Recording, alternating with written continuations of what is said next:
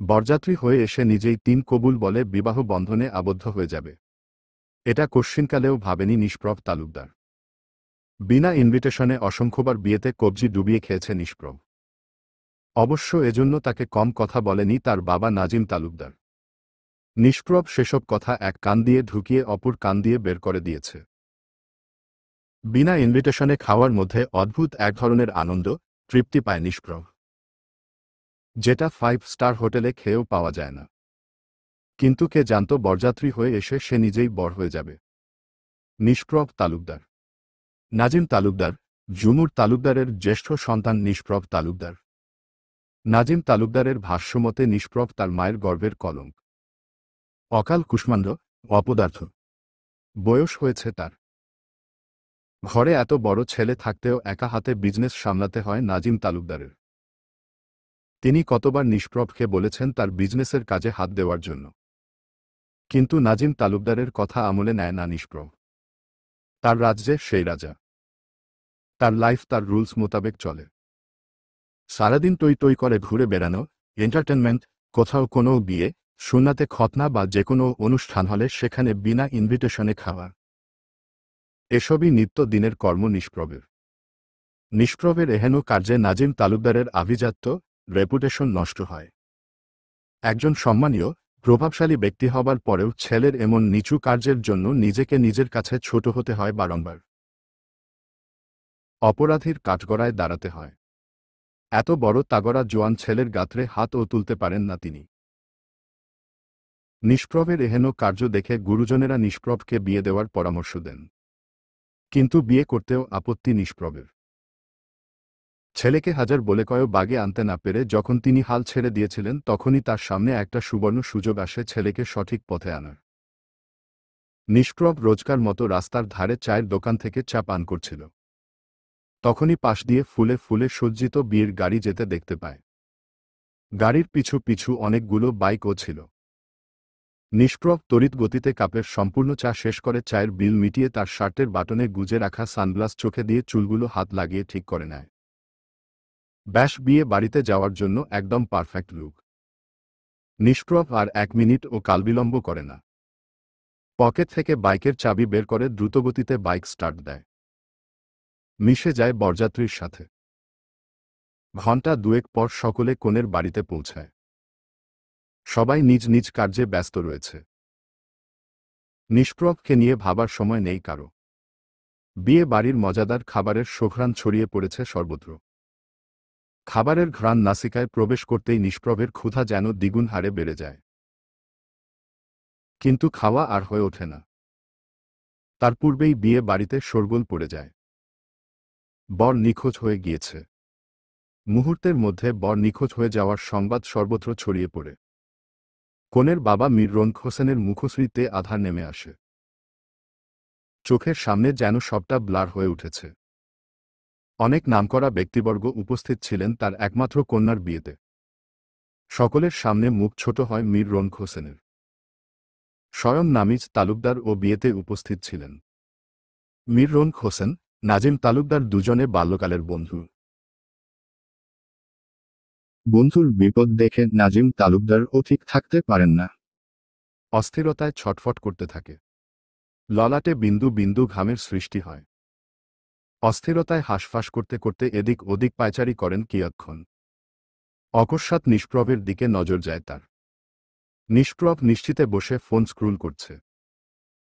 নাজিম তালুকদার নিষ্প্রভের হাত ধরে টেনে একটা কক্ষের মধ্যে প্রবেশ করে দ্বার লক করে দেয়। নাজিম তালুকদারকে দেখে নিষ্প্রভ একটু হতবাক হয় বৈকি। নিষ্প্রভ ফ্যালফ্যাল নয়নে নাজিম তালুকদারের দিকে চেয়ে রয়। মনের কোণে প্রশ্ন উকি দেয়, বাবার তো রৌনক আঙ্কেলের মেয়ের বিয়ের রিসেপশনে যাওয়ার কথা ছিল। কিন্তু বাবা এখানে কি করছে? তার মানে কি এটাই রৌনক আঙ্কেলের বাড়ি? কথাটা নাজিম তালুকদারকে জিজ্ঞেস করার সুযোগ পায় না নিষ্প্রভ। তার আগেই নাজিম তালুকদার নিষ্প্রভের হাত দুটো নিজের মুঠোয় পুড়ে নিয়ে বলল, রৌনকের সাথে আমার সম্পর্কের কথা নতুন করে বলার আর কিছুই নেই। রৌনক শুধু আমার বন্ধু না, আমার ভাই। শুধুমাত্র রৌনকের জন্য আমি আজ এই পৃথিবীতে রয়েছি। না হলে শেখবেই এই দুনিয়ায় মায়া ত্যাগ করে চলে যেতে হতো। রনকের কাছে আমি চিরঋণী হয়ে আছি।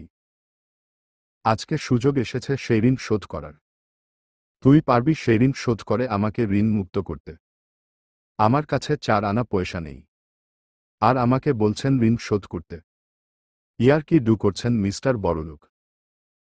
আমি তোর বাবা নিষ্প্রভ। বাবার সাথে ছেলের নিশ্চয় রসিকতা করার সম্পর্ক থাকে না। সিরিয়াস। ও মাই গড! সূর্য কি আজ উত্তর দিক থেকে উঠেছে? যে মানুষটা আমাকে ছেলের পরিচয় দিতে লজ্জাবোধ করেন, সেই মানুষটা এখন নিজেকে আমার বাবা বলে দাবি করছে। হাও অদ্ভুত! তুই বড্ড বেশি কথা বলছিস নিষ্প্রভ। মইউর ফাদার, প্লিজ সাম রেসপেক্ট।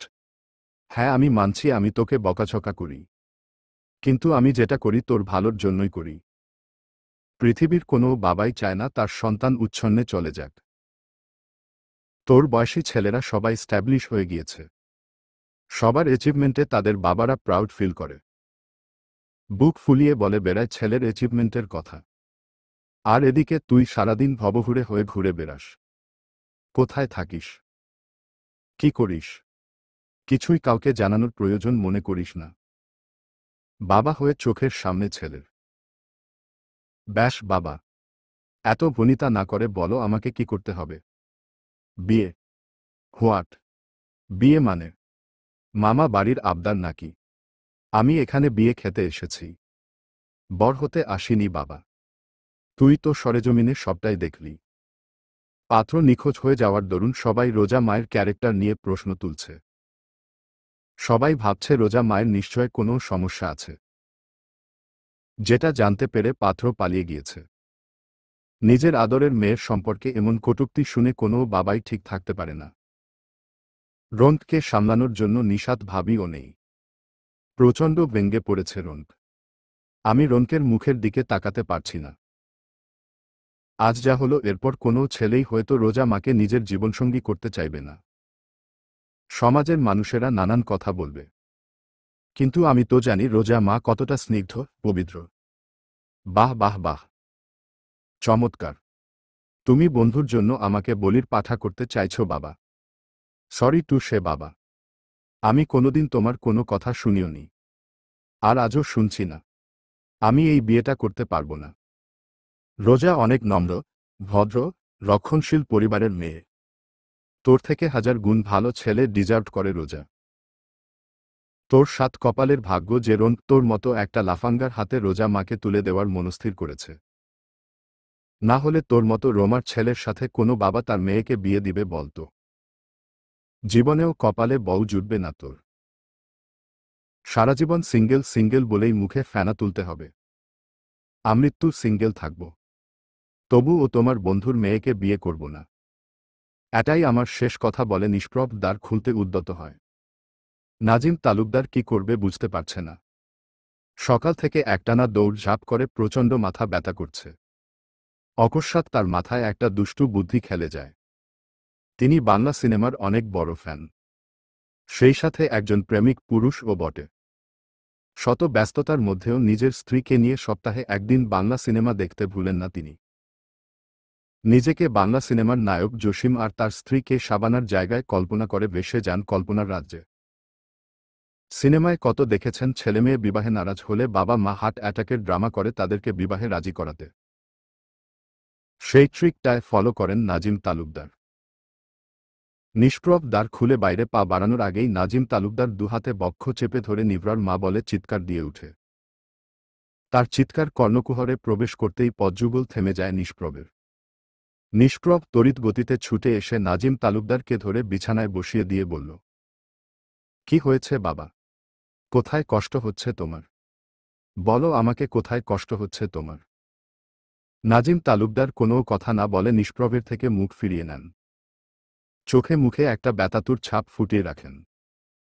ঠিক যেমন বর্ষণের আগ মুহূর্তে ধরণীর বুকে আধার নেমে আসে, তেমনই আধার নেমেছে নিষ্প্রভের বদনে। আখিদয় ছলছল করছে, বক্ষস্থলে চিনচিনে ব্যথা অনুভব করছে। যদিও নিষ্প্রভের সাথে তার বাবার বনিবনা হয় না, তবুও নিষ্প্রভ তার বাবাকে অনেক বেশি ভালোবাসে। বাবাকে এই অবস্থায় দেখে নিষ্প্রভ নিজেকে কন্ট্রোল করতে পারে না। তার উপর থেকে কঠিন সত্তার খোলস উন্মোচন হয়। আঁখি থেকে পানি গড়িয়ে পড়ার পূর্বেই বৃদ্ধাঙ্গুল দ্বারা পানিটুকু মুছে নিষ্প্রভ নিস্তেজ কণ্ঠে বলল, বিয়ের ব্যবস্থা করো বাবা। আমি রোজাকে বিয়ে করব। বাসর ঘরে ফুলে ফুলে সজ্জিত বিছানায় আপাদমস্তক ঘোমটা টেনে বসে রয়েছে রোজা। শরীর মন দুটোই বিধ্বস্ত প্রায়। সারাদিন অনেক ধকল গিয়েছে। ক্লান্তিতে আখিযুগল ভার হয়ে আসছে। ইচ্ছে করছে গভীর নিদ্রায় শায়িত হতে, কিন্তু তার জো নেই।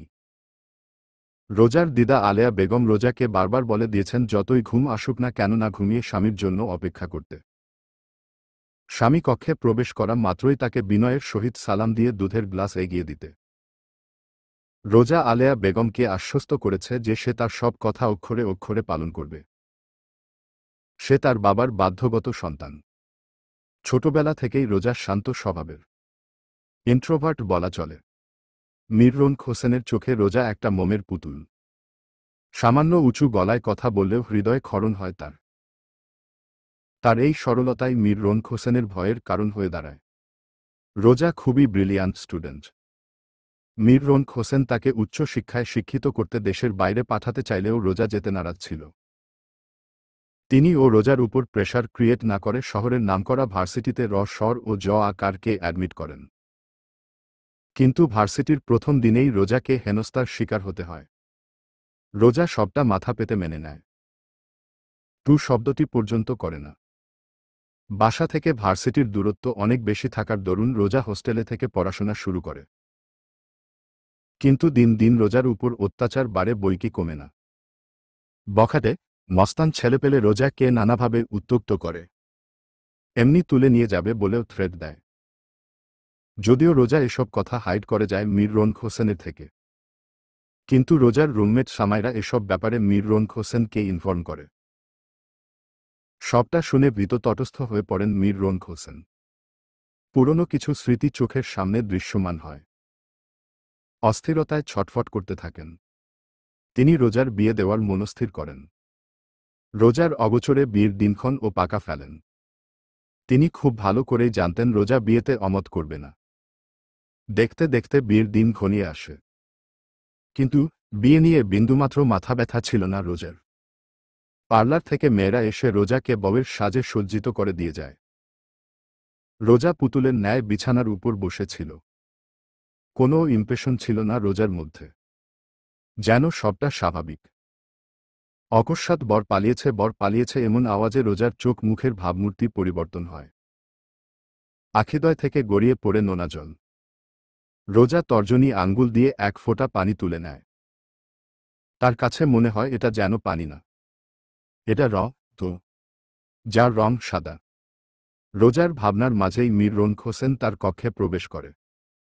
তাকে বিধ্বস্ত অবস্থায় দেখে কলিজা মোচড় দিয়ে ওঠে রোজার। রোজা তড়িৎ গতিতে দৌড়ে এসে রোন হোসেনকে জড়িয়ে ধরে তিনি রোজার মাথায় চুমু দিয়ে বললেন, আমাকে তুই ক্ষমা করে দিস পুতুল। আরফানকে আমি ভালো ছেলে মনে করেছিলাম, কিন্তু কে জানত আরফান আমার মুখে চুনকালি মাখিয়ে পালিয়ে যাবে। আমি যে তোর জীবনটা শেষ করে দিলাম। এভাবে বলছো কেন বাবা? যা হয়েছে ভালোর জন্যই হয়েছে। এখানে তোমার কোনো দোষ নেই। এ সমাজ মেয়েদের বিয়ে ভেঙে যাওয়াটা ভালো চোখে দেখে না। তোর গায়ে যে কালিমা লেপন হয়ে যাবে রে পুতুল। তখন যদি তুই আমার কথা শুনে দেশের বাইরে চলে যেতি, তাহলে আজকে এই দৃশ্য দেখতে হতো না। তুমি আমাকে দেশের বাইরে পাঠাতে চেয়েছিলে, কিন্তু আমি যাইনি। কারণ আমি তোমাকে ছাড়া থাকতে পারবো না। তুমি আর দিদা ছাড়া এই ভুবনে আমার কে আছে বলো তো? তুই আমাকে আর একটা শেষ সুযোগ দিবি মা। আমি কখনো তোমার মতের বিরুদ্ধে কিছু বলেছি বাবা? রোন হোসেন স্বর ও আকারকে বুক থেকে তুলে ললাটে চুম্বন দিয়ে বলল, তুই তো আমার লক্ষ্মী সোনা মেয়ে, আমার পুতুল। আমি জানতাম আমার পুতুল আমাকে নিরাশ করবে না। তোর জন্য আমাদের পুরনো বন্ধুত্ব আবারও তরতাজা হয়ে উঠবে। সেই বিয়ে আসরে রোজা নিষ্প্রভের বিবাহ সম্পন্ন হয়। বিদায় বেলা রোন হোসেন রোজাকে নিষ্প্রভের হাতে তুলে দিয়ে বলল, আমার অতি আদরের মেয়েকে তোমার হাতে তুলে দিচ্ছি বাবা। ওর জন্মের পর প্রথম যখন ওর মুখ দর্শন করি, আমার মনে হয়েছিল যেন আমার স্ত্রী কোনো মানব শিশুর জন্ম দেয়নি, পুতুলের জন্ম দিয়েছে। আমি ভালোবেসে মেয়েটাকে পুতুল বলে ডেকেছি। পুতুলের মতোই আদর যত্নে, ভালোবাসায় বড় করেছি। মেয়েটা আমার বড্ড সহজ সরল। পুতুল এতগুলো বছর আমার কাছে আমানত স্বরূপ ছিল। আজকে আমি সেই আমানত তার মালিকের হাতে তুলে দিলাম। আজ থেকে পুতুলের সমস্ত দায়িত্ব তোমার। আমার পুতুলকে তুমি দেখে রেখো বাবা। সরি টু সে আঙ্কেল, আপনি অপাত্রে দান করেছেন। আমার নিজেকেই আমার মা দেখে রাখে। আমি কিভাবে আপনার মেয়েকে দেখে রাখব বলুন তো? আমি তো ধরেই নিয়েছিলাম আমার কোনো দিন বিয়ে হবে না। ডাবল বেডে ও সারাজীবন একা একা রাত্রি যাপন করতে হবে। কিন্তু আমার সোনার কপাল বলতে হয়, সামনেই শীতকাল আসছে। শীতের রাত্রে একা থাকার কি যে কষ্ট, সেটা একমাত্র সিঙ্গেল রাই বোঝে। ভালোই হয়েছে এবারে শীত আসার আগেই আমার বউ এসে গিয়েছে। নিষ্প্রভের এমন লাগামহীন কথাবার্তা শুনে উপস্থিত সবাই হতবাক হয়ে যায়। লজ্জায় মাথা নিচু হয় নাজিম তালুকদারের। তিনি আর এক মুহূর্তও কাল বিলম্ব না করে বর কনেকে নিয়ে নিজেদের বাড়ির উদ্দেশ্যে রওনা হন। নাজিম তালুকদারের সহধর্মিণী ঝুমুর তালুকদার আর তার একমাত্র কন্যা নিভরা তালুকদার একটা কাজে শ্যামনগর গিয়েছিল। নিষ্প্রভের বিবাহের কথা শোনা মাত্রই তারা 1 মিনিট ও কালবিলম্ব না করে তালুকদার ভিলায় ছুটে আসে। ততক্ষণে ডেকোরেশনের লোকজনও পৌঁছে যায়। মাত্র কয়েক ঘন্টার ব্যবধানে তালুকদার ভিলা নতুন সাজে সজ্জিত হয়ে ওঠে। রোজা তালুকদার ভিলায় পা রাখতেই ঝুমুর তালুকদার সাদরে গ্রহণ করেন রোজাকে। বিভিন্ন ফর্মালিটিজ পূরণ করে নিভরা রোজাকে নিষ্প্রভের কক্ষে দিয়ে আসে। রোজা কান্ত দেহ নিয়ে স্বামীর অপেক্ষায় বসে রয়। অবশেষে রোজার অপেক্ষার প্রহর শেষ হয়। খট করে দ্বার খোলার আওয়াজ কর্ণকুহরে প্রবেশ করে তার। রোজার শরীর কম্পিত হয়। রোজা বিছানা ছেড়ে উঠে এসে নাইট স্ট্যান্ডের ওপর থেকে দুধের গ্লাস নিয়ে গুটি গুটি পায়ে নিষ্প্রভের দিকে অগ্রসর হয়। নিষ্প্রভ দ্বার লক করে কক্ষে প্রবেশ করতেই রোজা মিষ্টি কণ্ঠে সালাম দেয়। যেটা কর্ণকুহরে প্রবেশ করতেই নিষ্প্রভ মনে মনে বলল, আহ, যার কণ্ঠ এত মিষ্টি, সে না জানি দেখতে কত সুন্দর হবে। মনে হচ্ছে জিতে গেছি আমি। লাইফে একটা সুন্দরী বউ থাকলে আর কিবা লাগে। রোজার মাথায় তখনও ঘোমটা টানা রয়েছে। নিষ্প্রভ হালকা কাশি দিয়ে গানের সুরে বলল, মুখের থেকে ওড়না তোমার একটু তোলো সুন্দরী। ভালো করে মুখ না দেখে কি করে যে প্রেম করি। নিষ্প্রভের কথা শুনে রোজা তড়িৎ গতিতে মাথার ঘোমটা ফেলে দেয়। নিষ্প্রভ রোজা পা থেকে মাথা পর্যন্ত চোখ বুলিয়ে বলল, তুই সেই রোজা না যার ছোটবেলায় অনবরত নাক দিয়ে শিং পড়ত। আর তুই জিহ্বা দিয়ে চেটে চেটে সেই শিং খেতি। তুই সেই রোজা না যার ছোটবেলায় অনবরত নাক দিয়ে শিং পড়ত। আর তুই জিহ্বা দিয়ে চেটে চেটে সেই শিং খেতি। ও মাই গড! বাবা কিভাবে পারলো আমার সাথে এমনটা করতে? বাবা জেনে শুনে আমাকে এত বড় একটা বাঁশ দিতে পারল। সেটা আবার যেন তেন বাঁশ না মামা, একদম আইকাওয়ালা বাঁশ। মাঝে মধ্যে মনে হয় আমি তার নিজের সন্তান না, ব্রিজের তলা থেকে কুড়িয়ে পাওয়া সন্তান। নিজের সন্তানের সাথে কেউ এমন করতে পারে? ছি ছি ছি! আমি একটা চুমু পর্যন্ত ও দিতে পারবো না তোর ঠোঁটে। চুমু দিতে গেলেই তোর জিহ্বা দিয়ে শিং চেটে চেটে খাওয়ার দৃশ্য মনে মনে পড়ে যাবে। কি একটা বিশ্রী ব্যাপার স্যাপার! সুন্দরী মেয়েরা বোকা হয় জানতাম, কিন্তু পিছট হয় এটা তোকে না দেখলে জানতামই না। রোজা নির্বাক, নিস্তব্ধ হয়ে গিয়েছে। বাসর রাতে বর তার ছোটবেলার স্মৃতি চারণ করবে, এটা কশ্চিনকালেও ভাবেনি রোজা। লজ্জায় কানের লতি পর্যন্ত রক্তিম বর্ণ ধারণ করেছে।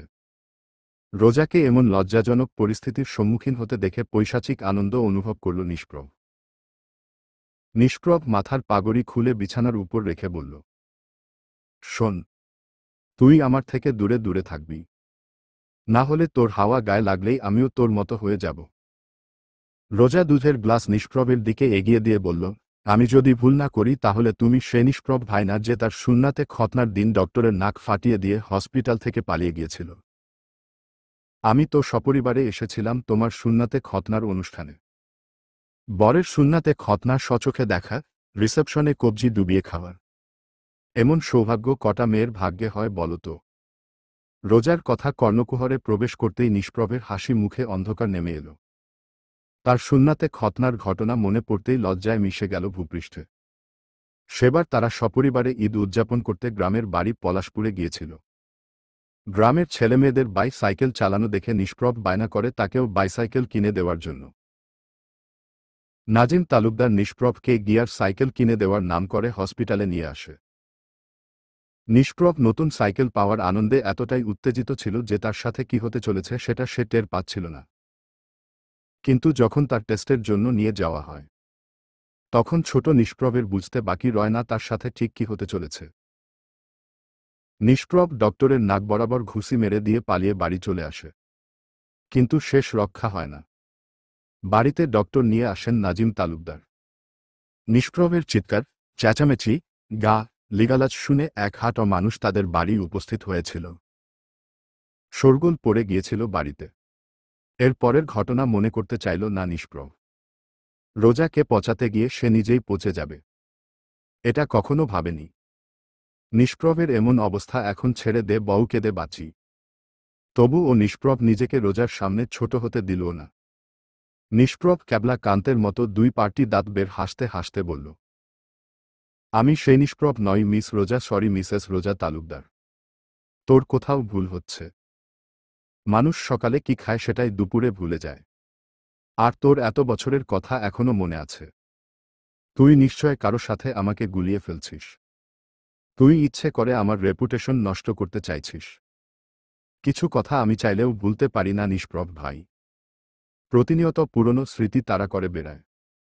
নিষ্প্রভ কিছু বলতে যাবে তার আগেই দরজায় কড়া ঘাত শোনা যায়। নিষ্প্রভ মনে মনে খুশি হয় বইকি। সে খুব করে চাচ্ছিল এই টপিক ক্লোজ করতে।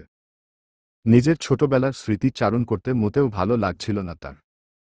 নিষ্প্রভ দ্রুত কদমে হেঁটে দ্বার খুলতেই লতিফা বেগমের হাসোজ্জ্বল বদনখানি দেখতে পায়। তার হাতে প্লেট ভর্তি খাবার। এই খাবারগুলো রোজার বাড়ির বিয়ের খাবার। রোজাকে বিদায় দেওয়ার আগে রনক হোসেন যখন নিষ্প্রভকে জড়িয়ে ধরেছিল, তখন নিষ্প্রভ তার কানে কানে বলে দিয়েছিল, আঙ্কেল আপনি হয়তো জানেন না বিয়ে বাড়ির খাবার আমার কত পছন্দের। কিন্তু নিজের বিয়েতে কি আর তৃপ্তি সহকারে খাওয়া যায় বলুন? আপনি প্লিজ কিছু খাবার পার্সেল করে দিবেন। টেনশন নিবেন না, আমি একা খাব না। আপনাকে মেয়েকে সাথে নিয়ে এক থালায় খাবার ভাগাভাগি করে খাব। এটো খেলে নাকি প্রেম বাড়ে? কিন্তু আমাদের মধ্যে তো কোনো প্রেমই নেই। এটো খেয়ে দেখি প্রেমের সূচনা হয় নাকি।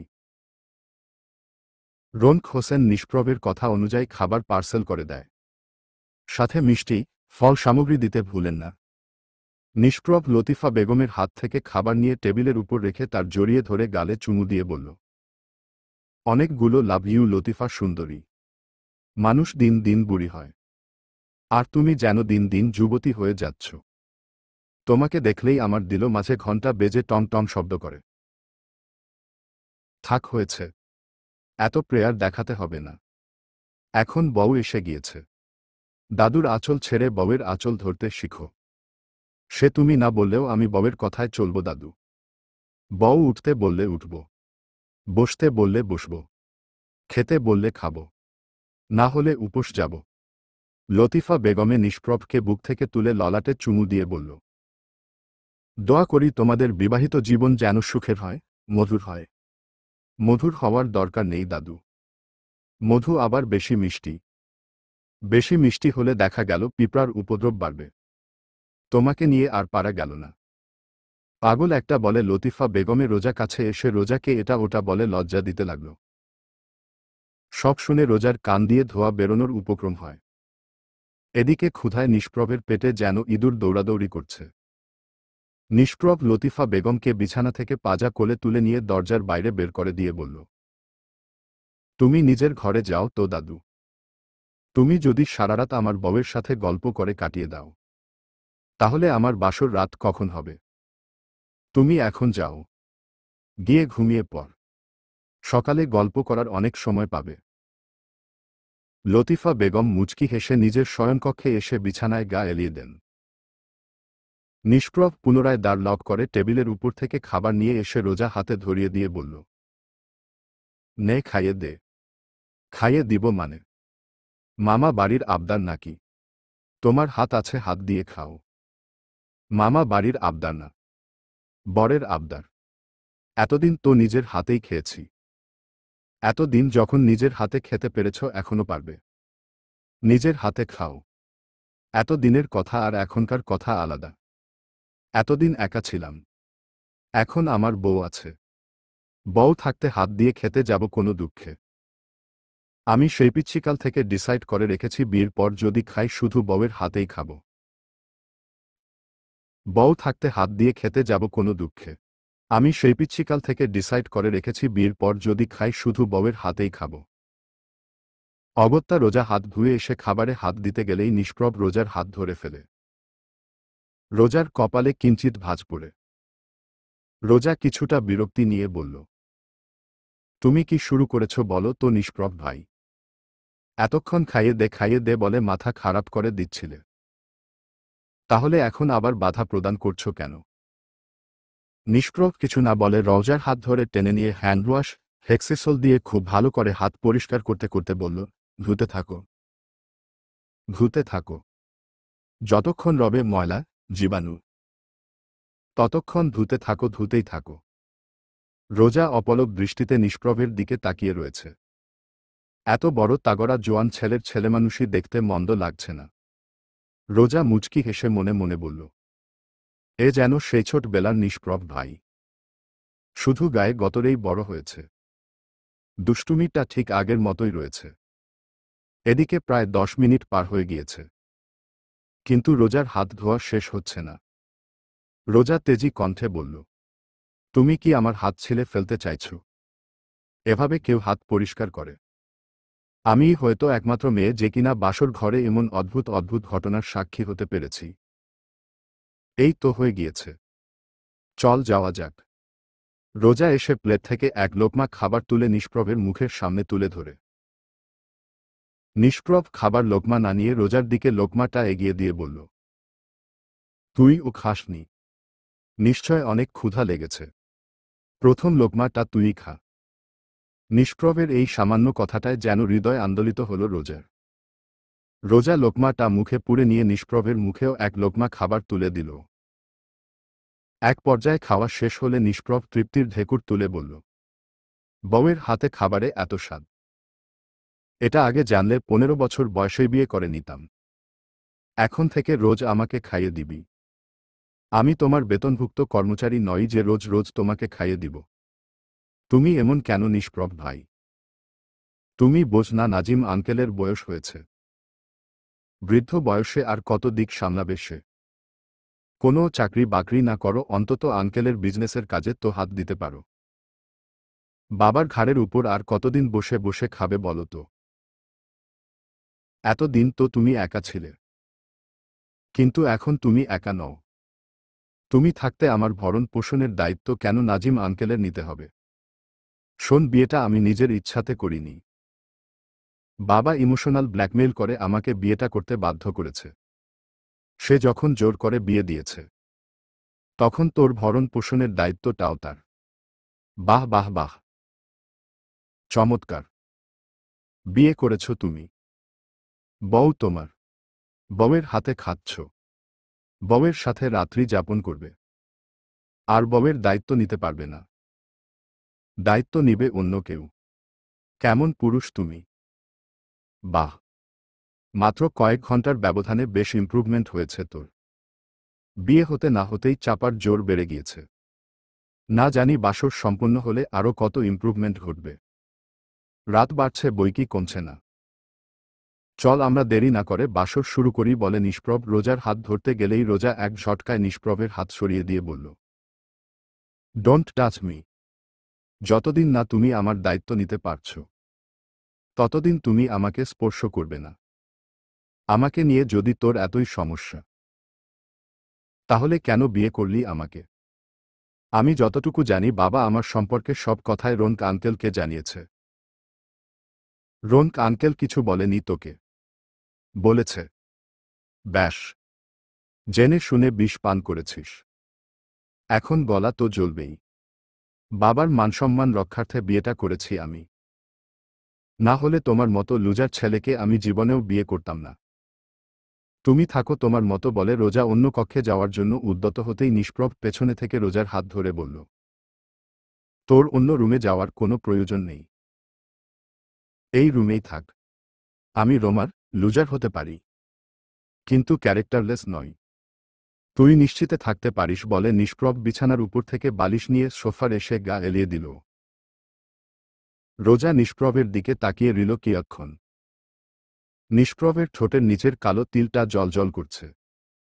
রোজার আখিদ্বয় থেকে পানি গড়িয়ে পড়ল। রোজা সন্তর্পণে চোখের পানি মুছে মনে মনে বলল, এক্সট্রিমলি সরি নিষ্প্রভ ভাই। তোমাকে কষ্ট দেওয়ার কোনো ইন্টেনশন ছিল না আমার। But I have nothing to do. আমার হাতে পায়ে বেরি পড়ানো রয়েছে। আমি চাইলেও তোমাকে আপন করে নিতে পারব না। কাচের জানালা ভেদ করে সকালের তির্যক রশ্মি চোখে মুখে পড়তেই তন্দ্রা ঘোর কাটে রোজার। সকাল সকাল রোদের তাপ বেশ প্রখরতা ছড়াচ্ছে। রোজা 1 মিনিট কালবিলম্ব না করে বিছানা ছাড়ে। গাত্রে এখনও বিয়ের বেনারসি জড়ানো রয়েছে। গত রাতে নিষ্প্রভের সাথে কথা কাটাকাটির পর রোজার মন সায় দেয়নি ফ্রেশ হওয়ার। বিধ্বস্ত দেহ মন নিয়েই বিছানায় গা এলিয়ে দিয়েছে। ক্লান্ত থাকার দরুন কখন যে ঘুমিয়ে পড়েছে নিজেও জানে না। রোজা তড়িঘড়ি করে নেমে দেয়াল ঘড়ির দিকে চোখ পড়তেই চক্ষু চড়গাছ হয়ে যায়। ঘড়ির কাঁটায় 8:50।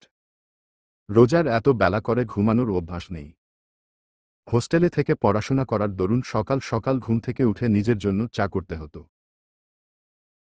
কোনো মতো চায়ের কাপে চুমুক দিয়েই কোচিংয়ের উদ্দেশ্য ছুটতে হতো। বাবার আদরের রাজকন্যা হবার পরেও রান্নায় বেশ পারদর্শী রোজা। হোস্টেলের খাবার রোজা খেতে পারত না। বাইরের অয়েলি ফুড খেতেও নিষেধাজ্ঞা ছিল তার, যার দরুন রোজা নিজেই টুকটাক রান্নাবান্না শুরু করে। আর একটা সময়ে রান্নায় বেশ পারদর্শীও হয়ে যায়। রোজা লাগেজ থেকে কাপড় বের করার সময় অকস্মাৎ নিষ্প্রভের দিকে নজর যায় তার। নিষ্প্রভ একদম বাচ্চাদের মতো গুটিসুটি মেরে শুয়ে আছে। কি নিষ্পাপ লাগছে দেখতে। রোজা জোরপূর্বক দৃষ্টি সরিয়ে নিয়ে ওয়াশরুমে চলে যায়। প্রায় 20 মিনিট পর রোজা শাওয়ার নিয়ে বেরিয়ে আসে। তার পরনে আকাশী কালারের সাথে হালকা একটু ভায়োলেট কালারের সংমিশ্রণের আনারকলি। ড্রেসটা দারুণ মানিয়েছে রোজার গাত্রে। রোজা ভেজা কাপড়গুলো বেলকনিতে মেলে দিয়ে আসতেই দরজায় কড়া ঘাত শোনা যায়। সেই আওয়াজ কর্ণকুহরে প্রবেশ করতেই ঘুম ভেঙে যায় নিষ্প্রভের। নিষ্প্রভ তড়িৎ গতিতে সোফা ছেড়ে বিছানায় এসে শুয়ে পড়ে। রোজা দ্বার খুলে দিতেই লতিফা বেগমের হাস্যোজ্জ্বল মুখখানি দেখতে পায়। তিনি দুষ্টু হেসে রুমে প্রবেশ করে নিষ্প্রভের পাশে বসে নিষ্প্রভের মাথায় হাত বুলিয়ে দিয়ে বলল, দেখ দাদু ভাই, বয়স হয়েছে আমার। চামড়ায় ভাঁজ পড়েছে। কতদিনই বা বাঁচব বলো। তোমার বউ দেখার বড্ড স্বাদ ছিল আমার। সেই স্বাদ পূরণ করেছ তুমি। এখন জলদি জলদি নাতির ঘরে পুঁতি নিয়ে আসো তো। শেষ বয়সে এসে তাদের সাথে একটু হাসিঠাট্টা করে সময় কাটালে মন্দ হবে না। নিষ্প্রভ লতিফা বেগমের কোলে মাথা গুজে দিয়ে বলল, এখন পর্যন্ত বউকে একটা চুমুই খেতে পারলাম না। আর তুমি এসেছ নাতির ঘরের পুঁতির গল্প শোনাতে। এখন পর্যন্ত বউকে একটা চুমুই খেতে পারলাম না। আর তুমি এসেছ নাতির ঘরের পুঁতির গল্প শোনাতে। আমার মনে হয় না তুমি নাতির ঘরের পুঁতি দেখে মরতে পারবে। বিয়ে করেও যদি বউ ছাড়া থাকতে হয়, তাহলে বিয়ে করার থেকে না করেই ভালো ছিল। তুমি আর কখনোই নাতির ঘরের পুঁতি দেখার কথা বলবে না দাদু। আমার বুকে চিনচিনে ব্যথা হয়। নিষ্প্রভের এমন লাগামহীন কথাবার্তা শুনে খুব খুব করে কেশে উঠল রোজা। সেদিকে দৃষ্টি যায় নিষ্প্রভের। নয়নে নয়নে মিলিত হতেই কেঁপে উঠে রোজা। তড়িৎ গতিতে দৃষ্টি নামিয়ে নেয়। নিষ্প্রভের দৃষ্টির অনলে দগ্ধ হতে চায় না সে। রোজা রুম থেকে বের হওয়ার জন্য উদ্যত হতেই লতিফা বেগম রোজার হাত ধরে বলল, তুমি কই যাও সুন্দরী? নিচে যাচ্ছি দাদু। অনেক বেলা হয়ে গিয়েছে। আন্টি নিশ্চয় খুব বকা দিবে আমাকে। দেখো নাতবু, আমি জানি তুমি এই যুগের মেয়ে। তোমার ড্রেস আপ সেন্স একটু অন্যরকম। আমি বলছি না তুমি সবসময় শাড়ি পরে থাকো, বরং তুমি যে পোশাকে কমফোর্ট ফিল করবে সেই পোশাকই পরবে। তোমাকে কেউ কিছু বলবে না। কিন্তু তোমার তো সদ্য বিয়ে হয়েছে, প্রতিবেশীরা এসেছে নতুন বউ দেখতে। তাই বলছি কি এই পোশাক ছেড়ে যদি শাড়ি পরে যেতে তাহলে ভালো হতো। রোজা আলতো করে লতিফা বেগমের হাত দুটো নিজের হাতের মুঠোয় পুড়ে নিয়ে বলল, তুমি হয়তো আমাকে জানো না দাদু, আমি এ যুগের মেয়ে হলেও অনেক ব্যাকডেটেড। বাবার এত টাকা পয়সা থাকার পরেও কখনো পার্লারে যাইনি, হাইড্রা ফেসিয়াল করিনি, চুল স্ট্রেট করিনি, মডার্ন ড্রেস পরিনি, কোনো পার্টি ক্লাবে গিয়ে এন্টারটেনমেন্টে মেতে উঠিনি। সবসময় পড়াশোনা নিয়েই ব্যস্ত থেকেছি। বলতে পারো একদম সিম্পল লাইফ লিড করেছি। আমাকে নিয়ে তোমার একদমই টেনশন করতে হবে না। আমি শাড়ি পরেই যাব। কিন্তু এখানে আমার দুইটা প্রবলেম আছে। প্রথমত আমি শাড়ি পরতে পারি না। দ্বিতীয়ত আমার কাছে কোনো শাড়ি নেই। যা আছে সব থ্রি পিস, গাউন, আনারকলি। সেসব নিয়ে তোমার এত ভাবতে হবে না সুন্দরী। তুমি এসো আমার সাথে বলে লতিফা বেগম রোজার হাত ধরে নিজের রুমে নিয়ে এসে নিজের আলমারি থেকে একটা লাল জামদানি শাড়ি পরিয়ে দেয়। শাড়িটা তিনি নিষ্প্রভের বউয়ের জন্যেই কিনে রেখেছিলেন। কিছুদিন আগে নিভরার জন্মদিনে তিনি নিভরাকে গিফট করার জন্য শাড়ি কিনতে গিয়েছিলেন। তখনই এই লাল টুকটুকে শাড়িটার দিকে নজর যায় তার। ব্যাস তিনি নিভরার সাথে সাথে নিষ্প্রভের বউয়ের জন্যেও শাড়িটা নিয়ে নেন। শাড়ি পরানো শেষ হলে গলায় স্বর্ণের হার, কানে দুল, হাতে মোটা বালা পরিয়ে দিয়ে বললেন, মাশা আল্লাহ, আমার দাদুভাইয়ের বুকে কাঁপন সৃষ্টি করার জন্য তোমার এই রূপই যথেষ্ট সুন্দরী। রসর ও আকার লজ্জা পেয়ে বলল, ধ্যাত, তুমি যে কি বলো দাদু। থাক হয়েছে নাতবু, এখন এত লজ্জা পেতে হবে না। লজ্জা সব আলমারিতে তুলে রাখো। ঘরে এত সুন্দরী বউ থাকলে দাদুভাই বেশিদিন নিজেকে কন্ট্রোল করতে পারবে না। তুমি তো দেখছি নিষ্প্রভ ভাইয়ের থেকে 4 কাঠি উপরে। যেমন দাদু ঠিক তেমন নাতি। কারো মুখেই কোনো লাগাম নেই। লতিফা বেগম কিছু বলতে যাবে তার আগেই নিভরা হতদন্ত হয়ে তার রুমে প্রবেশ করে।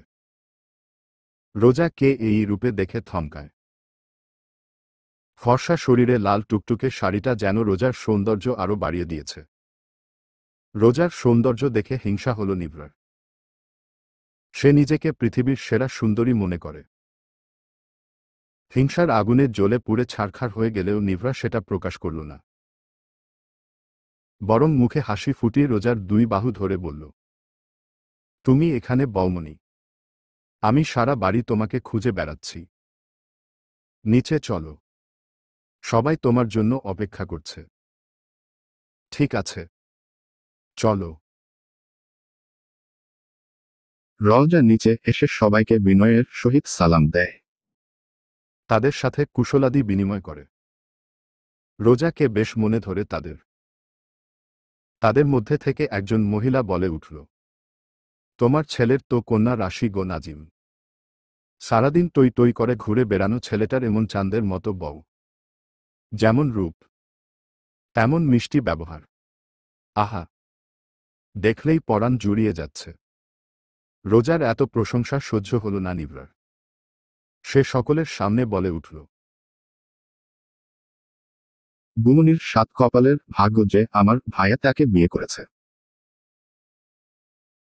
না হলে সারা জীবন আইবুড়ো হয়ে থাকতে হতো। আপনারা সবটা জানেন না দাদি। বুমনির তো অন্য ছেলের সাথে বিয়ে ঠিক হয়েছিল। নিশ্চয় কোনো কুকৃতি ফাঁস হয়েছিল, যেটা জানতে পেরে পাত্র বিয়ে না করেই পালিয়েছে। আর আমার বাবাকে সহজ সরল পেয়ে রনুক আঙ্কেল তার মেয়েকে আমার ভাইয়ের গলায় ঝুলিয়ে দিয়েছে। নাজিম তালুকদার সোফায় বসে এক হাতে চা পান করছিল, অন্য হাতে নিউজ পেপারে চোখ বুলাচ্ছিলেন। নিভরার কথা শুনে তিনি তড়িৎ গতিতে সেগুলো ফেলে দিয়ে চপল পায়ে নিভরার দিকে এগিয়ে এসে ঠাস ঠাস করে নিভরার গালে থাপ্পড় বসিয়ে দেন। চোখ দিয়ে যেন রক্ত ঝরছে তার। 15 বছরে একটা বারের জন্যও মেয়ের গায়ে হাত তোলেননি তিনি। নিভরা যেন পাথর হয়ে গিয়েছে। তার যেন নিজের চোখকে বিশ্বাস করতে কষ্ট হচ্ছে। নিভরা গালে হাত দিয়ে বলল, তুমি আমাকে মারলে বাবা। তোমার একটু ও হাত কাঁপেনি বাবা। আমি তোকে এই শিক্ষা দিয়েছি নিভরা। তুই নিজে একটা মেয়ে হয়ে কিভাবে পারলি অন্য একটা মেয়ের চরিত্রের দিকে আঙ্গুল তুলতে? মিথ্যা কি বলেছি বাবা? যেটা সত্যি সেটাই তো বলেছি। আর তার জন্য তুমি আমাকে মারলে বাবা। আজকের এই দিনটা আমি কোনোদিন ভুলব না। কোনোদিন। ও বলে কাঁদতে কাঁদতে নিভরা নিজের রুমে চলে যায়। সবটা সরেজমিনে দেখে নিস্তব্ধ হয়ে গিয়ে রোজা। চোখ থেকে অনবরত পানি পড়ছে। যেটা দেখে নামিজ তালুকদার রোজার মাথায় হাত বুলিয়ে দিয়ে বলল, নিভরা ছোট মানুষ। তুমি নিভরার কথায় কিছু মনে করো না মা। না না আঙ্কেল, আমি নিভরার কথায় কিছুই মনে করিনি। নিভরা তো আমার ছোট বোনের মতোই। 1 মিনিট। কি বললে তুমি? আমি কি কিছু ভুল বলেছি আঙ্কেল? আবারও আঙ্কেল? রোনকে তুমি আঙ্কেল বলে সম্বোধন করো বুঝি? সরি বাবা, আমার ভুল হয়েছে। এই তো আমার লক্ষ্মী মেয়ে। এখন থেকে আমি 2টা কন্যা সন্তানের জনক। শুনেছি তোমার রান্নার হাত বেশ ভালো। বুড়ো বাপকে 1 কাপ চা করে খাওয়াবে মা। আমি এক্ষুনি করে আনছি বাবা বলে রোজা কিচেনে চলে আসে। তাকে দেখেই ঝুমুর তালুকদার এক গাল হেসে বলল, ও মা, তুমি কিচেনে এসেছ কেন? বিকালে রিসেপশন আছে। তখন অনেক ধকল যাবে। এখন বরং একটু রেস্ট নাও। বাবা আমার হাতে চা খেতে চেয়েছে। বাবার জন্য চা করতে এসেছি। চা করতে তো বেশি সময় লাগবে না। প্লিজ না করবেন না মা। রজার মুখে এমন আদুরের ডাক শুনে ঝুমুর তালুকদার আর না করতে পারলেন না। তার সম্মতি পেতেই রজা চুলায় পানি গরম করতে দিল। নামিদ তালুকদারের জন্য চা করার পাশাপাশি নিষ্প্রভের জন্যও 1 কাপ চা বানিয়ে নিল রজা। নিষ্প্রভ তখনও গভীর ঘুমে আচ্ছন্ন হয়ে রয়েছে। রজা গুটি গুটি পায়ে নিষ্প্রভের পাশে বসে নিষ্প্রভের দিকে তাকিয়ে রইল কিছুক্ষণ। অকস্মাৎ তার মাথায় একটা দুষ্ট বুদ্ধি ভর করে। রজা নিষ্প্রভের কনিষ্ঠা আঙ্গুল চায়ের কাপে ডুবিয়ে দেয়। হাতে গরম অনুভব করতেই নিষ্প্রভ এক লাফে খাট থেকে নিচে পড়ে। কিন্তু খাটে ফেলে রেখে আসে তার পরনের লুঙ্গি। ছি ছি ছি, তুই আমার ইজ্জতের উপর দিয়ে ট্র্যাক চালিয়ে দিলই। কিভাবে পারলি এমনটা করতে? আমার তো মানুষের সামনে মুখ দেখানোর জো রইল না। আমার জাত মান দুটোই গেল। আমার সোনা পাখি, ময়না পাখি, তুই শিওর তো তুই সত্যিই কিছু দেখিসনি? আরে বাবা, দেখব কিভাবে? তোমার তো শর্টস পরা রয়েছে। তোমার এমন বোকামি দেখে আমার একটা ছড়া মনে পড়ে গেল। ছড়াটা এমন ছিল, চিল নিয়েছে কানটা শুনে, ছুটছি চিলের পিছে। সারাটি দিন ছোটাই হলো। দিনটা গেল মিছে। কানের দুঃখে কাঁদছি বসে। গালে দিয়ে হাত। মুখ দেখানো আর যাবে না। চলে গেল জাত। কান ছাড়া যে মান রাখা দেয়। কান হারিয়ে কাঁদি। চোখের জলে ভাসছি আমি। উঠুন হলো নদী। ছোট্ট শিশু খেলার ছলে কানে দিল হাত। খুশি হলাম কান টানাতে। ফিরে পেলাম জাত। শোনা কথায় ফাল পেরো না। মোটা মাথার দল। নিজের উপর ভরসা রাখো। নিজের বলই বল। সংগৃহীত। এতক্ষণে হুঁশে ফিরে নিষ্প্রভ। সে খাটে নিজের পরনের লুঙ্গি দেখে এতটাই ডেসপারেট হয়ে গিয়েছিল যে তার পরনে লুঙ্গি ব্যতীত শর্টসও ছিল। এটা সে বেমালুম ভুলে গিয়েছিল।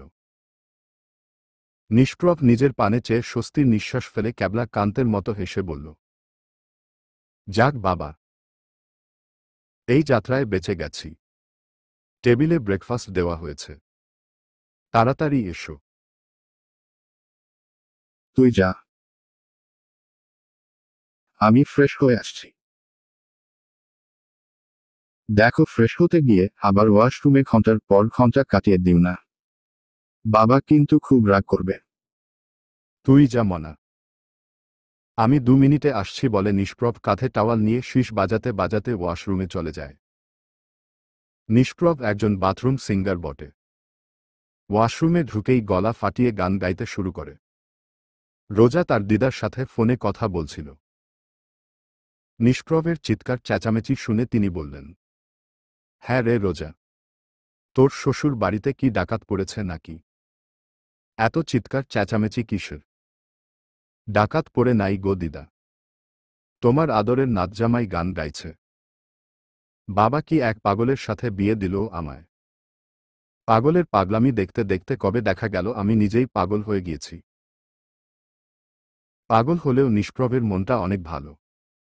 দেখবি নিষ্প্রভ তোকে অনেক ভালোবাসবে। এখন রাখছি দিদা, তোমারা কিন্তু রিসেপশনের আগেই চলে আসবে। আমি তোমাদের অপেক্ষায় থাকব। তুই একদম টেনশন করিস না, আমরা ঠিক টাইমে পৌঁছে যাব। লাভ ইউ দিদা বলেই কল কেটে দেয় রোজা। বাড়ির কথা খুব মনে পড়ছে তার। গলা ভিজে আসছে।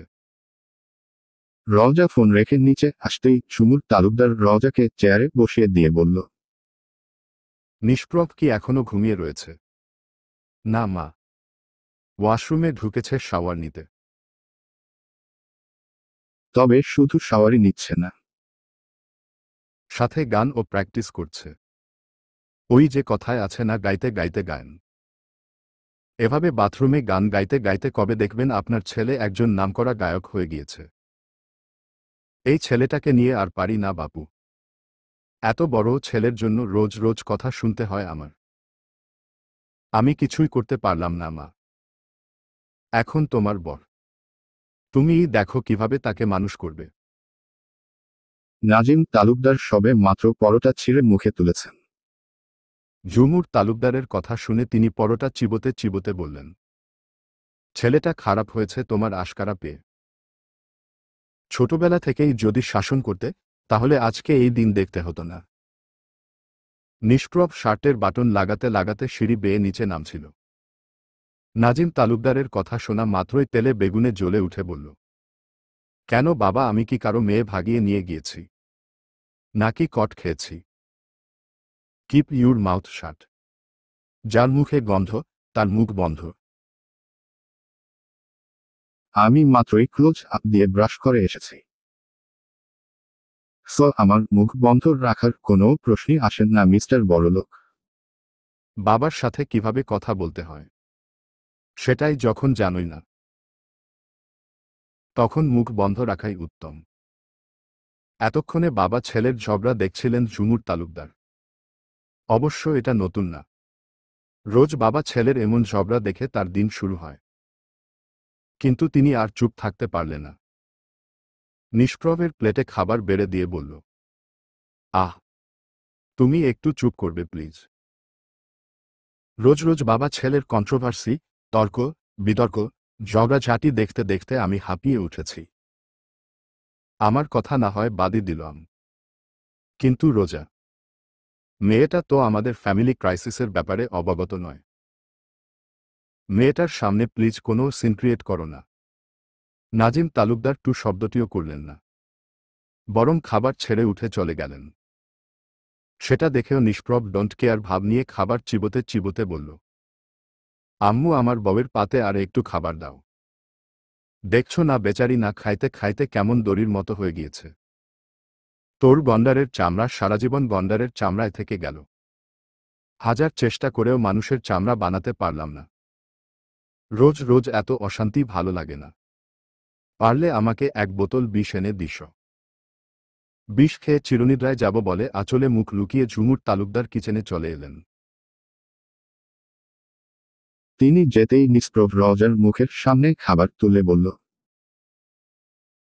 নে খা।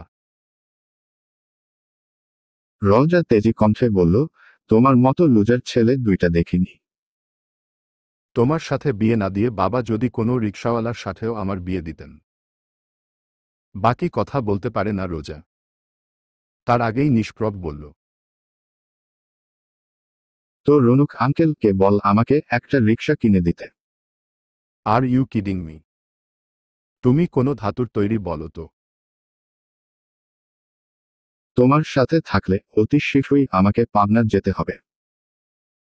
তাই আমি ডিসাইড করেছি আগামীকাল আমরা একসাথে বাবার বাড়ি গেলেও ফিরবে তুমি একা। আমি আর তালুকদার ভিলায় ফিরব না। নিষ্প্রভ তির্যক হেসে মনে মনে বলল, একবার যখন তোর হাত ধরেছি তখন এত সহজে তোর হাত ছাড়ছি না। এই নিষ্প্রভ তালুকদারের পাগলামির থেকে রেহাই পাবি না তুই।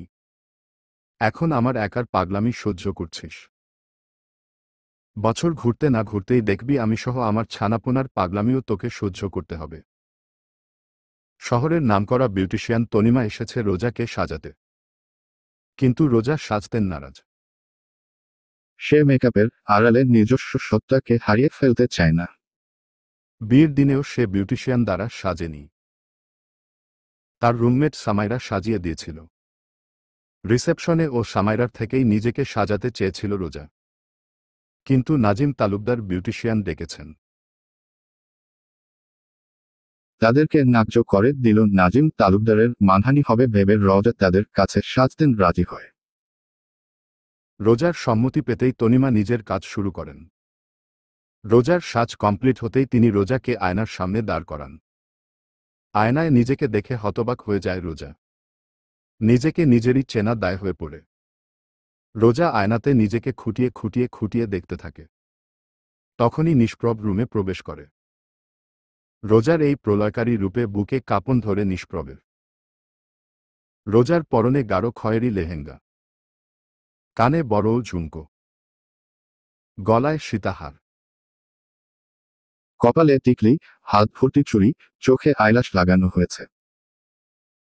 ডাগর ডাগর চোখ দুটো গাঢ় কাজল, আইলাইনার, মাস্কারা, গেলগোটার পেয়ে যেন আরো আকর্ষণীয় হয়ে উঠেছে। ঠোঁট দুটো রক্তজবার ন্যায় টকটক করছে। নিষ্প্রভের যেন কণ্ঠনালী শুকিয়ে আসে। নিষ্প্রভ শুকনো ঢোক গিলে জিভ দ্বারা ঠোঁট ভিজিয়ে বলল, আরে তুই তো কালা ছিলি, হুট করে এত ফর্সা হয়ে গেলি কেমনে? আরে তুই তো কালা ছিলি, হুট করে এত ফর্সা হয়ে গেলি কেমনে? নিশ্চয় রাতের আধারে লুকিয়ে লুকিয়ে নাইট ক্রিম মাখিস তাই না? রোজা থমকায়। নিষ্প্রভের প্রশ্নের উত্তর জানা নেই তার। সে কোনো কালেই কালো ছিল না, বরং দুধে আলতা গায়ের রং তার। গায়ে একটা ফুলের টোকা পড়লেও যেন তো বের হয়। গায়ের রং ফর্সা, সহজ, সরল, নরম তুলতুলে দেখে গ্রামে বেড়াতে গেলে অনেকে মজা করে রোজাকে প্রৌত্রী মুরগি বলে ডাকত। স্কুল, কলেজ, ভার্সিটি সব জায়গায় সে সুন্দরীদের তালিকায় এক নাম্বারে ছিল।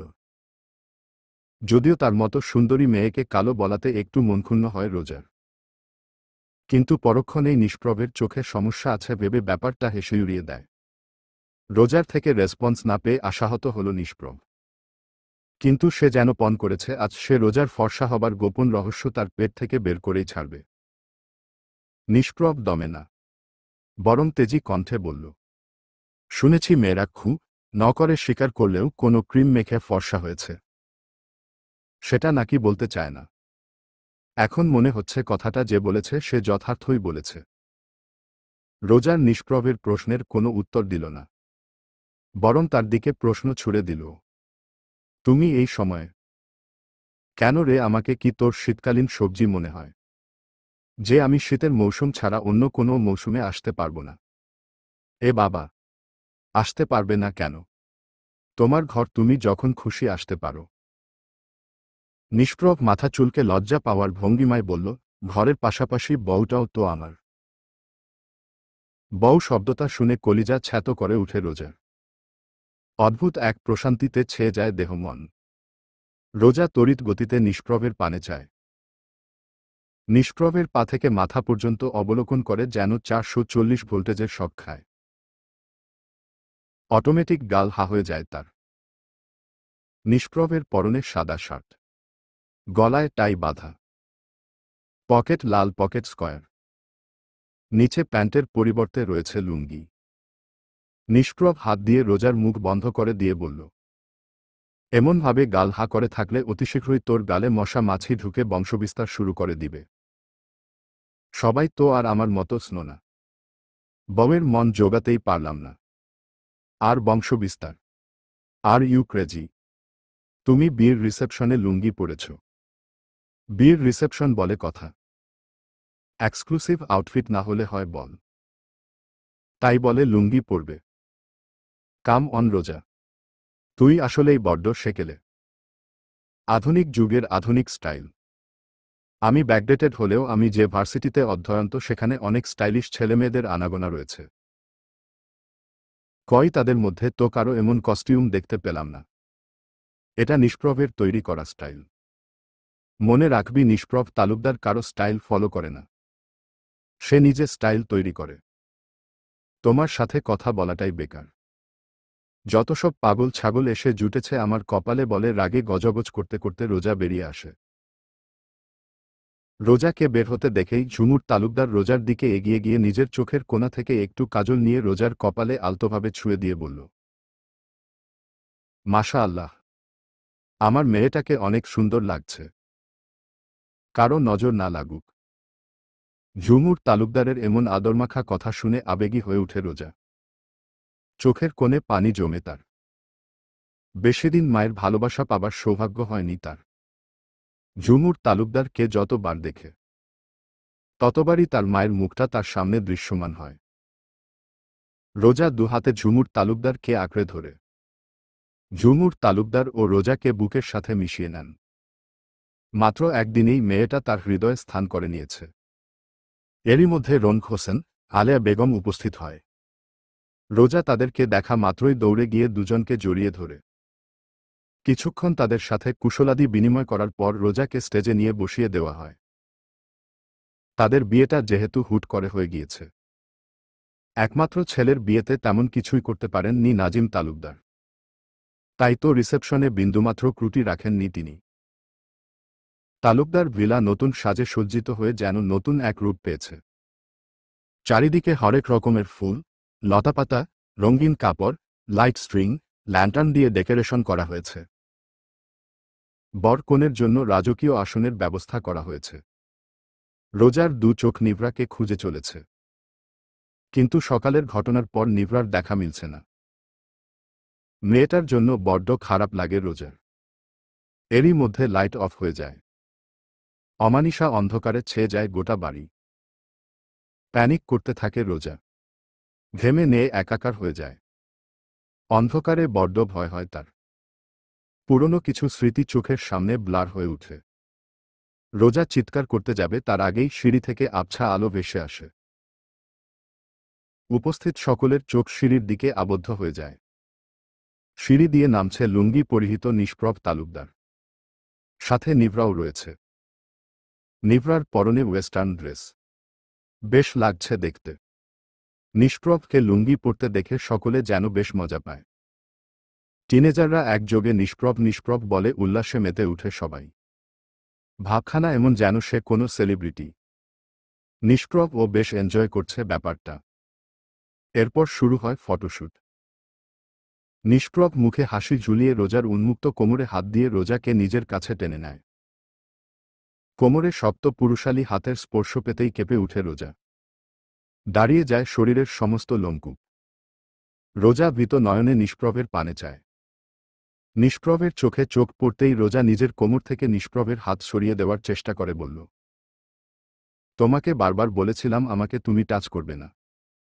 এরপরও তুমি কোনো সাহসে আমার গায়ে হাত দিয়েছ। তোমার হাত ভেঙে গুড়িয়ে দিব বলে দিলাম। নিষ্প্রভ রোজাকে আরও কাছে টেনে নিয়ে আসে। তাদের মধ্যে দূরত্ব নেই বললেই চলে। একজনের গরম নিঃশ্বাস অন্যজনের উপর আছড়ে পড়ছে। নিষ্প্রভের কাজিন রোমান্টিক গান প্লে করে দেয়। নিষ্প্রভ রোজাকে নিয়ে গানের তালে তালে নাচতে থাকে। তাদের এমন মিষ্টি মুহূর্তগুলো ক্যামেরায় বন্দী হয়ে যায়। তাদের নাচ শেষ হতেই করতালিতে মুখরিত হয়ে উঠে চারিপাশ। রোজা হই হুল্লোড় একদমই পছন্দ করে না। এত এত মানুষের সমাগম, লাইট, ক্যামেরা, সব মিলিয়ে রোজার অস্বস্তি লাগে। রোজা স্টেজ থেকে নামতে গেলেই নিষ্প্রভের কাজিন ইলিন রোজাকে বাধা দিয়ে বলল, বৌমনি তুমি কোথায় যাচ্ছ? আমার ভালো লাগছে না। আমি রুমে যাচ্ছি। কি বলো? অনুষ্ঠানের এখনো তো কিছুই হলো না, আর এরই মধ্যে তুমি চলে যাচ্ছ। আমার খুবই খারাপ লাগছে। তোমরা এনজয় করো। ইলিন রোজার কথা আমলে না নিয়ে রোজাকে তার আসনে বসিয়ে দিয়ে বলল, জানো বৌমনি, নিষ্প্রভ ভাইয়া অনেক ভালো গান করে। ভাইয়ার কণ্ঠে গান শুনলে দেখবে তোমার খারাপ লাগা এক নিমিষেই দূর হয়ে যাবে। অগত্যা র স্বর ও জ আকার সেখানেই বসে থাকে। ইলিন এসে নিষ্প্রভের কাঁধে হাত রেখে বলল, ব্রো, আজকের এই বিশেষ দিনে একটা গান হয়ে যাক। তোরা বলছিস আর আমি গান গাইব না, এটা কখনো হয়? বলেই নিষ্প্রভ মাইক্রোফোন হাতে নিয়ে গাইতে শুরু করল, আমার বিয়া হয়ে গেছে রে, আমি সুন্দরী বউ পাইছি রে, হাত তালি দাও সোনার ময়না রে। মায়াডা কিন্তু সেই হট মামা। ফিগার দেখছিস মামা, পুরাই কলকাতার রসগোল্লা। বেশি দেখিস না মামা, চোখ ঝলসে যাবে। চোখের সামনে এমন তসতসে আপেল দেখে নিজেকে কন্ট্রোল করা দায় হয়ে পড়ছে। একবার যাবি নাকি আপেলের টেস্ট নিতে? আবার জিগায়। এতদিন সাধনার পর ভ্রমরীর দর্শন পেয়েছি, যার সর্বাঙ্গে মধুতে টুইটম্বুর। আর আমি মধু পান করব না। এটা হয় বল বলেই ৩-৪টা ছেলে নিভরার দিকে এগোতে থাকে। রিসেপশন চলাকালীন সবাই যখন আনন্দ উল্লাসে মেতেছিল, তখন নিভরা সকলের নজর এড়িয়ে তার বয়ফ্রেন্ড রানাবের সাথে মিট করতে বেরিয়ে পড়ে।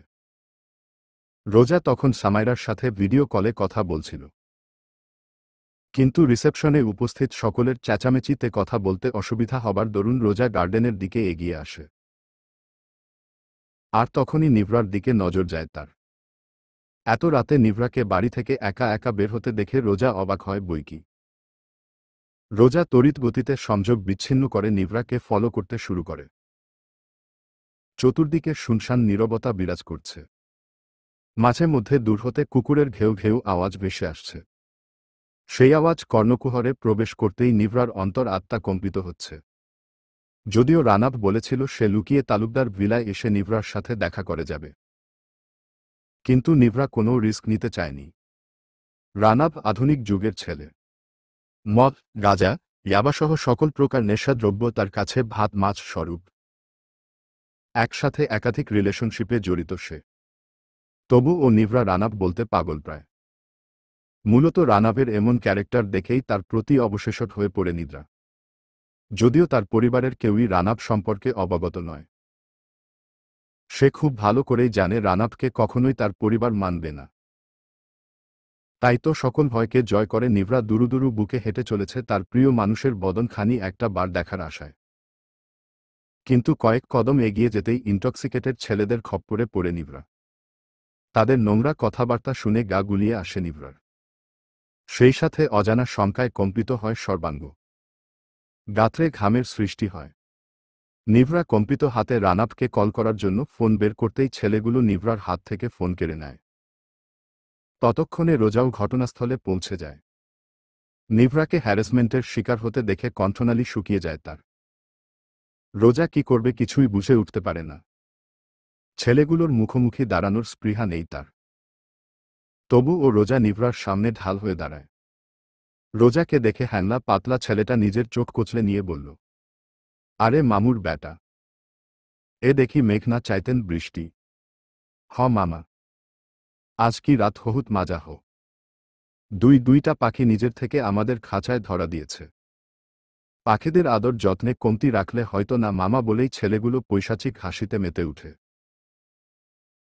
এদিকে রোজা ভীতগ্রস্ত হয়ে পড়েছে। অনবরত পদযুগল কম্পিত হচ্ছে তার। শঙ্কায় নিভরার হাত দুটো নিজের মুঠোয় পুড়ে নেয় রোজা। নিভরাও হিংসা বিদ্বেষ ভুলে রোজাকে শক্ত করে আঁকড়ে ধরে। তাদেরকে ভীত শঙ্কিত দেখে যেন দ্বিগুণ আনন্দ পায় ছেলেগুলো। হ্যাংলা পাতলা ছেলেটা বিশ্রীভাবে হাসতে হাসতে রোজার দিকে এসে রোজার হাত ধরতে গেলেই পুরুষালী একটা শক্ত হাত এসে বাধা প্রদান করে। ছেলেটা কিছু বুঝে ওঠার আগেই পুরুয়ালি শক্ত হাতের ঘুষি খেয়ে নিচে পড়ে যায়। রোজার মুখশ্রীতে হাসির ঝিলিক লক্ষ্য করা যায়। তার মুখ থেকে অস্ফুট স্বরে বেরিয়ে আসে, নিষ্প্রভ ভাই। নিষ্প্রভ থেমে থাকে না। সে ছেলেটার বুকের উপর চড়ে এলোপাথারি কিল ঘুষি মারতে মারতে বলল, তুই জানিস তুই কার গায়ে হাত দিতে যাচ্ছিলি? ও আমার স্ত্রী। ওর শরীরে শুধু আমার হাতের স্পর্শ থাকবে। অন্য কোনো পুরুষ ওর শরীরে হাত দেওয়া তো দূরের কথা, ওর দিকে চোখ তুলে তাকালেও আমি তার চোখ তুলে ফ্রাই করে খাব। ও হ্যাঁ, সাথে টমেটোর সস ও দিব। Mind read. নিষ্প্রভের কথা শুনে রোজার দেহ শিউরে উঠে। শিরদাঁড়া বেয়ে শীতল স্রোত বয়ে যায়। সুখ সুখ অনুভব হয় তার। কিন্তু সেই সুখ বেশিক্ষণ স্থায়ী হয় না রোজার। ছেলেগুলোর সাথে মারামারি এক পর্যায়ে তাদের মধ্যে একজন নিষ্প্রভের বাহুতে ছুরি দিয়ে আঘাত করে। আঘাতটা অনেক গভীর ছিল, যার দরুন নিষ্প্রভের শার্ট ভেদ করে গলগল করে তাজা রক্ত বেরিয়ে আসে। রোজা রক্তের স্তূপ দেখা মাত্রই সেন্সলেস হয়ে নিচে পড়ে যায়। রোজার এহেন কার্যে নিষ্প্রভ যেন বোকা বনে যায়। সে তড়িৎ গতিতে রোজাকে কোলে তুলে নিয়ে বলল, কেসটা কি হল? রক্তাক্ত হলাম আমি, আর আমার বউ সেন্সলেস হয়ে গেল। একেই বলে দিল কানেকশন। সকালে তন্দ্রা ঘোর কাটতেই রোজা নিজেকে নিষ্প্রভের বক্ষমাঝে পায়। একদম বিড়াল ছানার মতো নিষ্প্রভের বক্ষমাঝে সিটে রয়েছে রোজা। নিষ্প্রভ রোজাকে দু হাতে আঁকড়ে ধরে রয়েছে। নিষ্প্রভকে এত কাছাকাছি দেখে রোজা থমকায়। কিন্তু পরক্ষণেই দেখে নিষ্প্রভ তার কাছে যায়নি, বরং সে নিজেই নিষ্প্রভের কাছে এসেছে। রাতে রোজার সেন্স ফেরার পর যখন নিষ্প্রভের হাতে রক্তমাখা ব্যান্ডেজ দেখে, তখন আবারও প্যানিক করতে থাকে। অগত্যা নিষ্প্রভ রোজাকে একা রেখে অন্য কক্ষে এসে নিদ্রা যায়। মধ্যে রজনীতে রোজার দুঃস্বপ্ন দেখে তন্দ্রা ঘোর কাটে। ভয়ে সিটিয়ে যায় রোজা। নিজ কক্ষ ছেড়ে নিষ্প্রভের কক্ষে এসে নিষ্প্রভকে আঁকড়ে ধরে। নিষ্প্রভ কোলবালিশ মনে করে রোজাকে নিজের কাছে টেনে নেয়। রোজা নিষ্প্রভের দিকে চেয়ে দেখে সে এখনো গভীর ঘুমে আচ্ছন্ন হয়ে রয়েছে। রোজা সন্তর্পণে নিষ্প্রভের থেকে নিজেকে ছাড়িয়ে নিয়ে আর 1 মিনিট ও কালবিলম্ব না করে নিজ কক্ষে এসে ওয়াশরুমে প্রবেশ করে। প্রায় 20 মিনিট পর রোজা শাওয়ার নিয়ে রেডি হয়ে নিচে আসে, উদ্দেশ্য কিচেনে যাওয়ার। ততক্ষণে নাজিম তালুকদার ও নিচে চলে এসেছেন। তিনি সোফায় বসে হাঁক ছেড়ে বলল, আজ কি চা কফি কিছুই পাব না নিভরার মা? কথাটা শোনা মাত্রই রোজার দ্রুত কদমে হেঁটে কিচেনে প্রবেশ করে। ঝুমুর তালুকদার রুটি বেলছেন দেখে রোজা চায়ের জন্য চুলায় পানি গরম করতে বসিয়ে দেয়। এদিকে চা আসতে দেরি হচ্ছে দেখে নাজিম তালুকদার মনিটরটা অন করে দেন। আর সাথে সাথে মনিটরের পর্দায় দেখা যায় একজন সুন্দরী রমণী সংবাদ পাঠ করছেন। Breaking news. কনস্ট্রাকশন বিল্ডিংয়ে বিশিষ্ট শিল্পপতি কামরুল মৃধার একমাত্র সন্তান আরফান মৃধার ডেড বডি পাওয়া গিয়েছে। তাকে এমন নৃশংসভাবে হত্যা হয়েছে যে ডেড বডি দেখা মাত্রই পিলে চমকে উঠছে। কয়েকজন দুর্বল হৃদয়ের মানুষ তাকে দেখা মাত্রই সেন্সলেস হয়ে গিয়েছে। তাদের অবস্থা ও আশঙ্কাজনক। ঘটনাস্থল থেকে আমরা জানতে পেরেছি আরফান তার বিয়ের দিন কনের বাড়ি থেকে নিখোঁজ হয়ে যায়। নিখোঁজ হওয়ার প্রায় 48 ঘণ্টা পরে তার মরা দেহের সন্ধান মিলেছে। ইন্টেলিজেন্স ডিপার্টমেন্ট আরফান মৃধার হত্যাকাণ্ডের তদন্ত করছে। আশা করছি আমরা খুব শীঘ্রই নিকে দেখতে পাব। রোজা চা নিয়ে নাজিম তালুকদারের কাছে আসছিল। মনিটরের পর্দায় আরফানের ডেড বডি দেখে তার হাত থেকে চায়ের কাপ নিচে পড়ে যাওয়ার সাথে সাথে রোজাও সেন্সলেস হয়ে নিচে পড়ে যায়। মনিটরের পর্দায় আরফানের ডেড বডি ব্লার করে রাখা হয়েছে। সেই সাথে আরফানের একটা স্পষ্ট ছবিও দেখা যাচ্ছে। নাজিম তালুকদার চোখে চশমা দিয়ে ছবিটা ভালো করে দেখে বলল, আরে এটা তো সেই ছেলে যার সাথে রোজা মায়ের বিয়ে হবার কথা ছিল। আমরা তো ভেবেছিলাম আরফান অন্য কোনো মেয়ে নিয়ে পালিয়ে গিয়েছে। তার মানে কি আরফান নিজে থেকে নিখোঁজ হয়নি? তাকে কেউ কিডন্যাপ করেছিল। কিন্তু কেন? আর কে বা এমন নৃশংসভাবে করল আরফানকে? বউ। ও বউ। বউ রে, চোখ খুল না বউ। বিয়ের সবে মাত্র 2টা দিন পার হয়েছে। এরই মধ্যে বারবার সেন্সলেস হয়ে যাওয়া তো ভালো কথা নয়। শুনেছি মেয়েরা প্রেগন্যান্ট হলে সময়ে অসময়ে ধপাস ধপাস করে সেন্সলেস হয়ে যায়। কিন্তু আমি $1,000,000 শিওর আমি এখনো তোকে একটা চুমুও দেইনি। তাহলে কেমনে কি? তোর বারবার সেন্সলেস হয়ে যাওয়ার কারণ কি? নিষ্প্রভের এমন লাগামহীন কথাবার্তা শুনে নাজিম তালুকদার গলা খাকারি দিয়ে বলল, তুই কি কোনোদিনও মানুষ হবি না নিষ্প্রভ? মানুষ ছাড়া আমাকে কি গরু মনে হয় তোমার? গরু হলে নিশ্চয় গোয়ালে থাকতাম, তোমার এই রাজপ্রাসাদে থাকতাম না। আর তুমি যে লোক, নিজের ছেলেকেই নিজের বাড়িতে থাকতে দিতে চাও না, সেখানে গরুকে থাকতে দেওয়ার প্রশ্নই আসে না। দেখতে পারছিস মেয়েটা অসুস্থ, এরপরও আননেসেসারি কথা বলে চলেছিস। বউটা যখন আমার, তখন তোমাদের সবার থেকে টেনশনটাও আমারই বেশি বাবা। যখন রোজাকে সেন্সলেস হয়ে নিচে পড়ে যেতে দেখলাম, তখন আমার কেমন যে লেগেছিল, সেটা তোমাকে বলে বোঝাতে পারবো না বাবা। আমার মনে হচ্ছিল আমি সিঁড়ি বেয়ে হেঁটে আসিনি, উড়ে এসে এখানে পড়েছি। এত ননস্টপ বকবক না করে হয় মেয়েটার চোখে মুখে পানির ছিটা দে, না হলে ডক্টরকে কল কর বলেই রাগে গজগজ করতে করতে বেরিয়ে গেলেন নাজিম তালুকদার।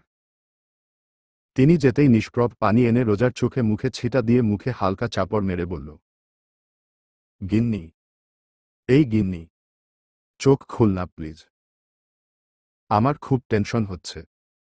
চোখে মুখে পানির ছিটা পেতেই ধরফর করে উঠে বসে রোজা। নিষ্প্রভ কিছু বুঝে ওঠার আগেই রোজা নিষ্প্রভকে জড়িয়ে ধরে তার বক্ষে মিশে যায়। মুখশ্রীতে এখনো শঙ্কা বিরাজ করছে।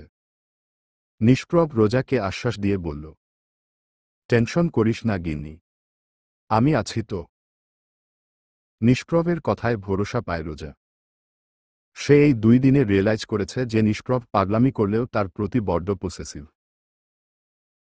সে আর যাই হোক রোজার কোনো ক্ষতি হতে দিবে না ভাবতেই রোজার ঠোঁটের কোণে এক চিলতে হাসি ফুটে উঠে। ততক্ষণে নাজিম তালুকদার ডক্টর নিয়ে এসেছেন। ডক্টর রোজার চেক আপ করে বললেন, ভয়ের কোনো কারণ নেই, তবে বৌমার খাওয়া দাওয়ার প্রতি একটু নজর দেওয়া উচিত। ভয় আর উইকনেস থেকে সেন্সলেস হয়ে গিয়েছে। আমি কিছু ঔষধ লিখে দিচ্ছি, এগুলো ওকে নিয়মিত খাইয়ে দিবেন। ওকে ডক্টর, চলুন আপনাকে এগিয়ে দিয়ে আসি বলে নিষ্প্রভ ডক্টরকে নিয়ে বেরিয়ে পড়ে। ঝুমুর তালুকদার গরম দুধ, ডিম সিদ্ধ নিয়ে এসে রোজার সামনে রেখে বলল,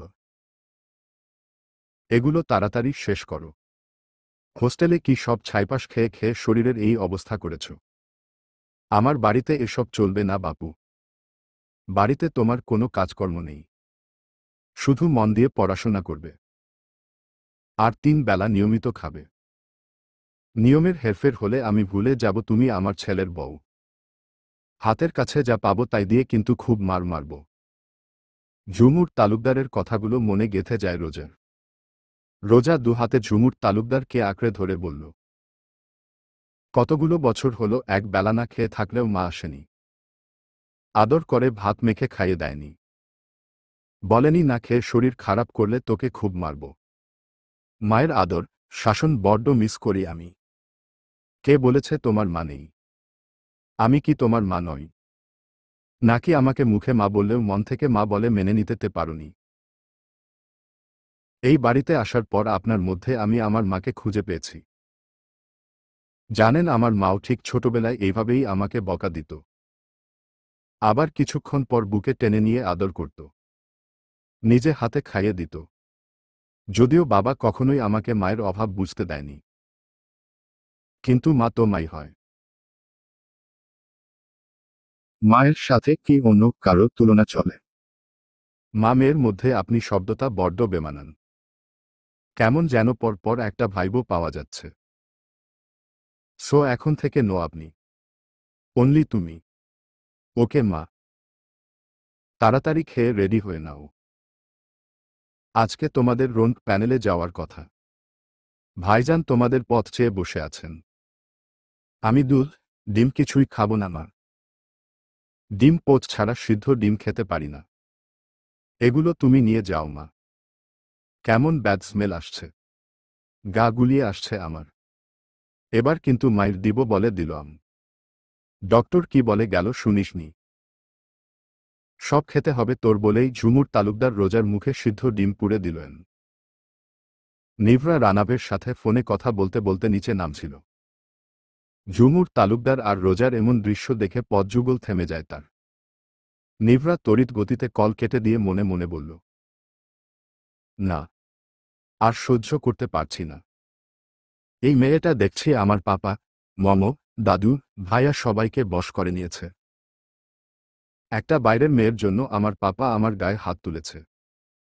আর মমকে দেখো, নিজের মেয়ে খেয়েছে কি খায়নি সেটা নিয়ে কোনো মাথা ব্যথা নেই তার, অথচ একটা বাইরের মেয়েকে গালে তুলে খাইয়ে দিচ্ছে।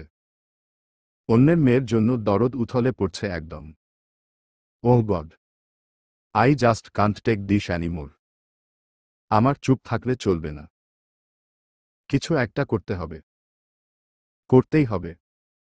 রোজা রুমে এসে নিজের লাগেজ গুছাতে ব্যস্ত হয়ে পড়ে। তখনই নিষ্প্রভ হতদন্ত হয়ে ছুটে এসে রোজাকে সোফায় বসিয়ে দিয়ে নিজেই লাগেজ গুছাতে শুরু করে। রোজা তড়িৎ গতিতে ছুটে এসে নিষ্প্রভের হাত থেকে তার পোশাক ছো মেরে ছিনিয়ে নিয়ে পেছনে লুকিয়ে ফেলল।